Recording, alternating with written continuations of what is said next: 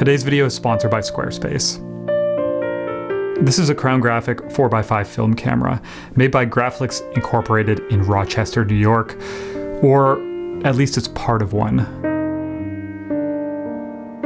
This particular camera is in pieces, a forgotten about project, sat in a closet for the past year, but ready to be given a second life. It's a relatively simple revival, a new set of bellows to install, a lens to clean and possibly service, and a number of tiny bolts, washers, and also camera parts to remount. Certainly worth fixing for something which is pretty iconic in the history of American camera manufacturing, and also still just a very capable tool.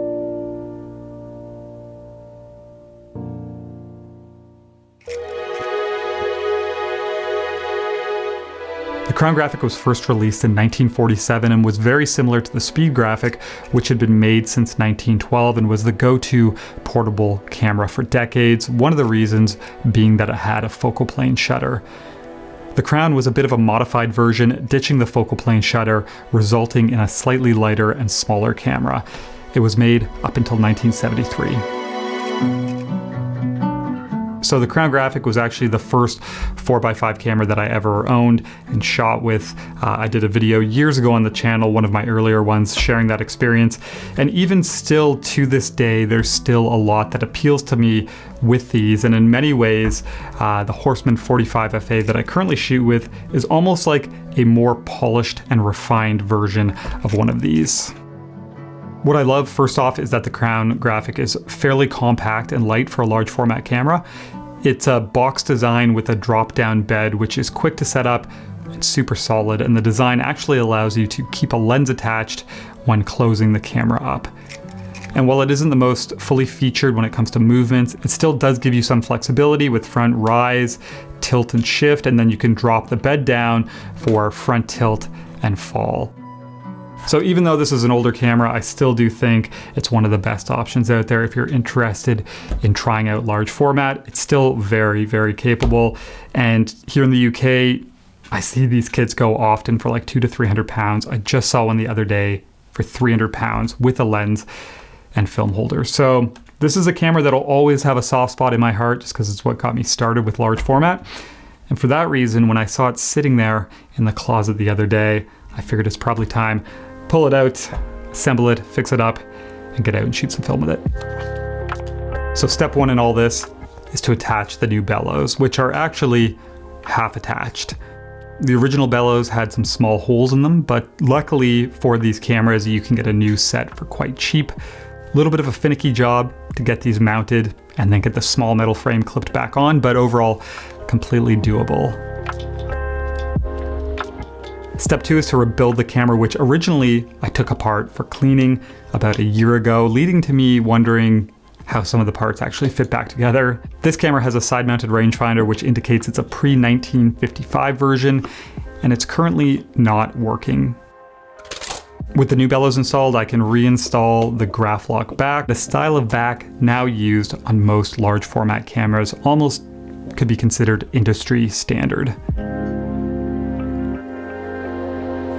Step three is to check over the lens, and most of these cameras, you'll often find them with a Tessar type lens, either a Kodak Ektar 127mm or this Graflex Optar 135mm. And these will cover 4x5, but they won't leave you too much room for movements, but starting out, especially with the lens stopped down, it's still a fine performer from what I've read. This lens first will get a clean. The glass itself is in pretty good condition. No fungus or haze from what I can see. When it comes to the shutter, the faster speeds seem pretty good, but once you get down past 1/25th of a second, the slower speeds start to stick pretty bad. So for now, I'm going to leave it as is, as I won't be using slower speeds outside and may revisit disassembling it in the future.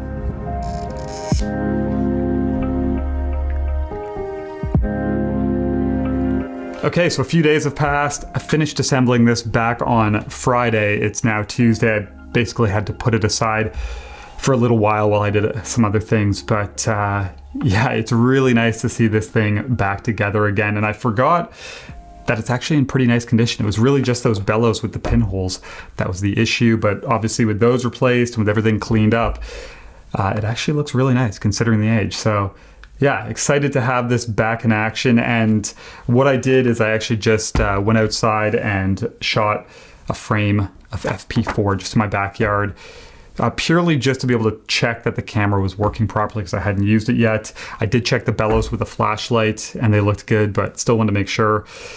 And I haven't scanned this negative yet, but just looking at it here, it looks pretty good. So I think we're gonna be good to go. I'm gonna load up some film holders now, and then we'll head out for a couple hours and go make some images with the Crown Graphic. Just have to take a quick second now to talk about the sponsor today, which is Squarespace. So I've been using Squarespace for a number of years now for my portfolio, but I recently decided to do a complete website refresh. This time, I decided to try out a new custom builder that they launched called Blueprint. So Blueprint allows you to build your site from scratch, but it provides you with layout options, color palettes, and font pairings. And then it also gives you control over everything, allowing you to easily do things like change gallery styles, image sizes, add thumbnails, drop in new content blocks, or add professional features for your business like an online shop to sell your work. So check out squarespace.com today, sign up for a free trial, test it out, and when you're ready to launch, you can use my link below to save 10% off your first purchase of a website or a domain.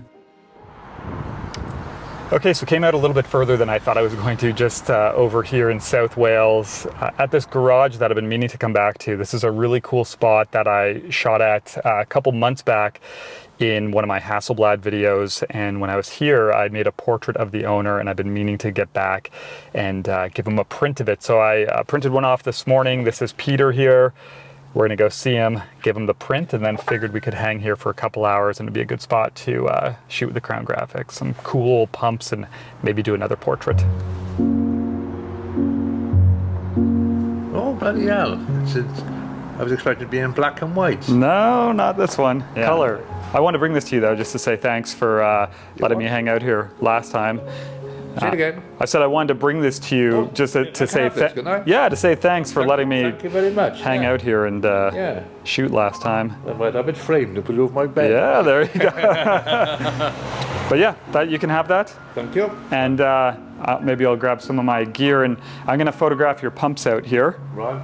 And then I might do this image again of you in there yeah. with the big old film camera. Fortunately, I'm making good time today, so we're all right. Well, yeah, feel free to kick me out at any point.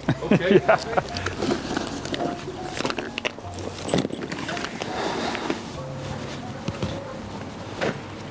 First frame, I think we'll start here. Love these old pumps. And then maybe we'll go in for a portrait after this one.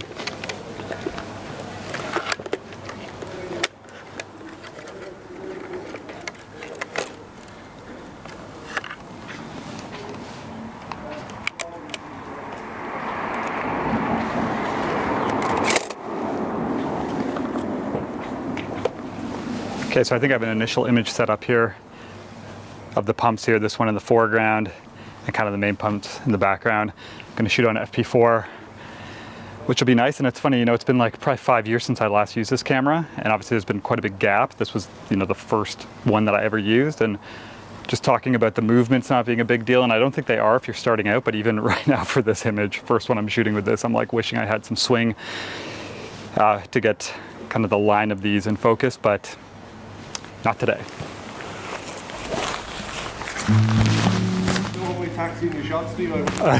No. Maybe if it was about 60 years older.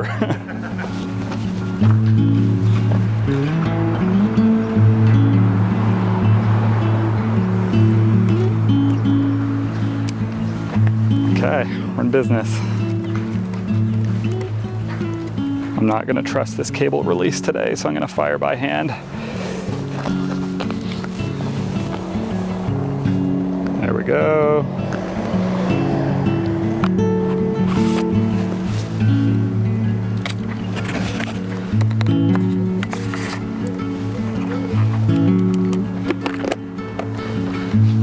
That's one.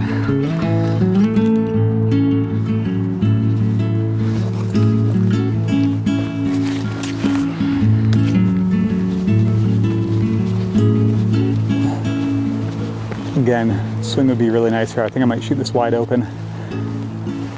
And it would have been perfect just to get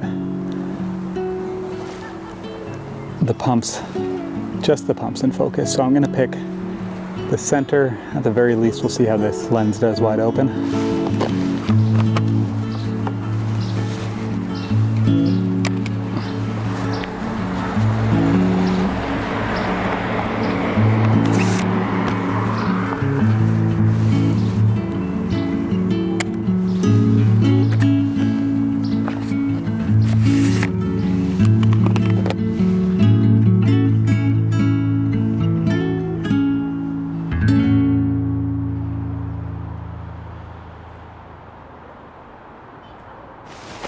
So come forward, forward, and then go that way just a wee bit.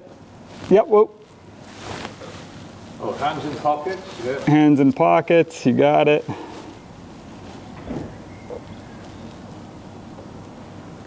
Step back a little bit, Peter. A little bit more. A little bit more. Just like that. Just like that, okay? This is the point where you gotta just be still for 1 minute. And then we'll be good.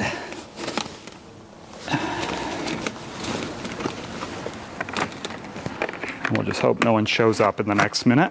Flash then, I suppose it would, wouldn't it? No flash.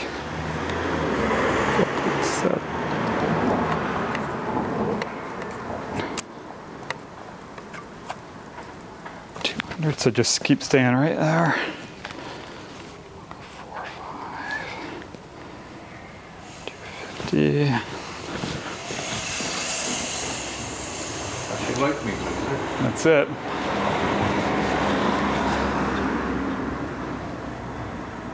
$200. Just one more second. You don't have the lights on it, do you? Nope, this is great as it is. All right, you ready? So you're just looking right into the... Look into the lens, is it? Yep. We'll just make sure we got everything good here. Okay, here we go.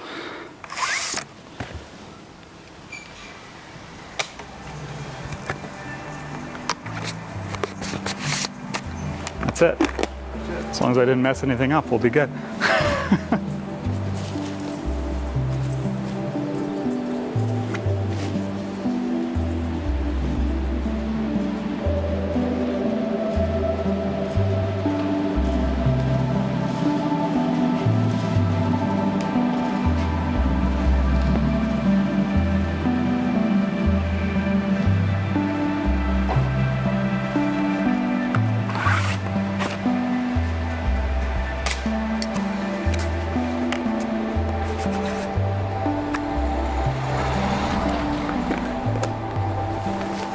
I'm going to attempt to do this one. I'm going to have to push this HP5 to 1600. But I want to do this portrait again that I did on the Hasselblad digital, but try and do it on large format. It's a little tight. This lens maybe isn't ideal, but we'll give it a go.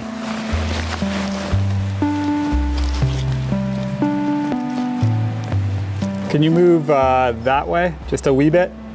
Yeah. And now come a bit closer to me. Oh, too much. Back up just a wee bit, Peter. Back a bit. Just back. Back a little bit more. Just like that. Just like that. That's good right there. Okay. So all you got to do is stay in your spot. Double check. 100. 4, 5. Okay, so just look right into the lens again.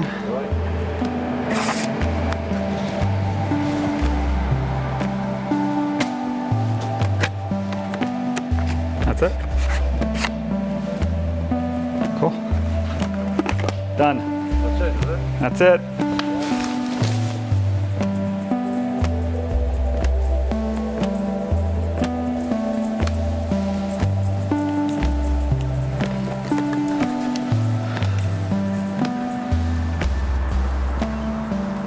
All right, so to finish this up, I just wanted to jump on the computer here for a second and take a look at these images and just talk about them a little bit.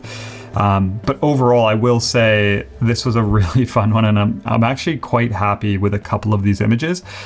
And I don't know if there's a bit of nostalgia involved getting out with this camera again, but yeah, it was just a really fun experience, and I enjoyed the process and the results a lot more than I thought I was going to. Not that I thought it was going to be bad, but I'm so locked into the current camera I'm using that I thought I'll just get out with this and play around and go back to that. But I actually am inspired to go and use this camera more. So this first image here, you know, this older lens paired up with FP4 and HP5.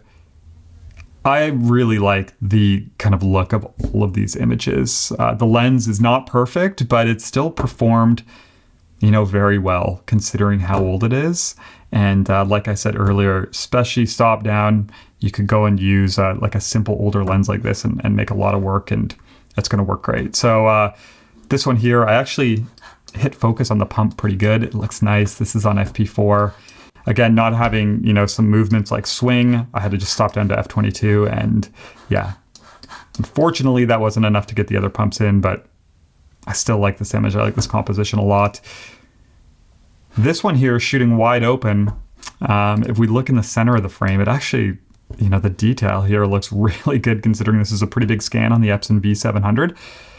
Obviously, you know, shallow depth of field here, but this lens isn't going to be the best when you get to the corners wide open, to be expected. But again, with some of this older glass, like, it doesn't always have to be about perfection. It still performs very well, but, you know, it kind of gets boring sometimes when you're talking about like perfect edge-to-edge sharpness and perfect everything. So I think that's the point of going and shooting with something like this sometimes, is just to embrace the imperfections a little bit. And I mean, as you can see, you still have something that performs very well, kind of center frame.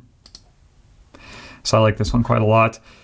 But this image right here, this is my favorite from the day. I'm actually very, very happy with how this portrait turned out. And the cool thing with this lens that came with the Crown, and which you'll normally see on them, it's obviously a normal focal length, 135 mil for 4x5, but it's an f4.7, which is actually quite fast. Usually you see 135s as 5.6s. And obviously this is going to have a way smaller image circle than one of the 5.6 135, so less ability for movements, but I mean, it still covers fine, and it gives you this focal length that's a little bit faster than what you would normally see being a 4.7. So this was shot wide open, and I love the separation. I love the shallow depth of field, and it still performs like we saw in that last one, really nice center frame. I probably hit focus here. It looks like his face is just ever so slightly softer. And I actually went and rescanned this image at a little bit of a lower resolution on the Epson, which performs better. And you can see this is at 1600 DPI, I think, and it looks great. So you could absolutely go and take, you know, this older glass, buy one of these cameras, and you could use it. Like, I would have zero hesitation to go and use it to shoot environmental portraits like this. I really, really like the look of this image. So that was cool to see. And then this one is HP5. The last one was as well. These are all developed in Ilford DDX here at home. But this was 5.6, so stop down just a little bit, and you can see, again, you know, it does a great job. It's going to start falling off quality-wise when you get kind of move out of center frame. But even this, again, lower resolution, going to 100%, it looks really good. Same with this one. I actually didn't show this in the video. This is HP5 pushed to 1600, just because I wanted to end on the portrait we're going to look at next, but same thing. Looks nice. I really like the look of this lens with both of these films that I shot with.